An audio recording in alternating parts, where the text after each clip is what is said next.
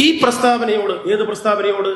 മറ്റെല്ലാം മറന്ന് എല്ലാവരും ഒന്നിച്ചു നിന്ന് മോഡിക്കെതിരെ പൊരുതണം എന്ന നമ്മുടെ പാർട്ടിയുടെ കേന്ദ്ര കമ്മിറ്റി പ്രമേയത്തോട് പ്രതികരിച്ചുകൊണ്ട് ജമാഅത്തെ ഇസ്ലാമിയുടെ അഖിലേന്ത്യാ അമീർ ഒരു പ്രസ്താവന നടത്തി. എന്താ പ്രസ്താവന? ഇന്ത്യ ഹിന്ദു രാഷ്ട്രമാകരുത് എന്നാണ് CPIM ആഗ്രഹിക്കുന്നത്. അതെ, ഇന്ത്യ ഹിന്ദു രാഷ്ട്രമാകരുത് എന്നാണ് ജമാഅത്തെ ഇസ്ലാമിയുടെ ലക്ഷ്യം. ആയിരിക്കാം. എങ്കിൽ നമുക്ക് ഒരുമിച്ച് ഈ RSSനെതിരെ പൊരുതിക്കൂടെ? പറ്റില്ല. എന്തുകൊണ്ട്? പറയാം, ശ്രദ്ധിച്ചു കേൾക്കണേ.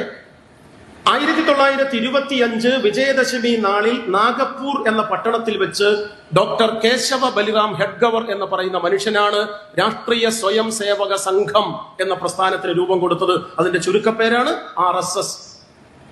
ഈ സെപ്റ്റംബർ മാസം എത്തുമ്പോഴേക്ക് അടുത്ത വിജയദശമി നാളിലേക്ക് RSSന്റെ പ്രായം 100 തികയും.